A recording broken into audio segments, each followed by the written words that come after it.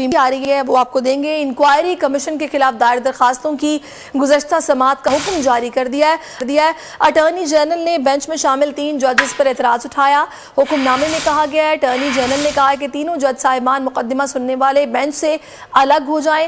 حکم نامے میں کہا گیا درخواست گزار کے وکیل شعیب شاہین نے جوابی فریقین کے دلائل سننے کے بعد عدالت نے فیصلہ محفوظ کر لیا۔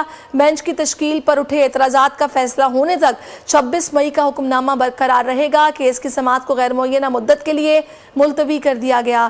26 مئی کو سپریم کورٹ نے مبینہ آڈیوز کی تحقیقات کے لیے قائم انکوائری کمیشن کا نوٹیفیکیشن معطل کیا تھا۔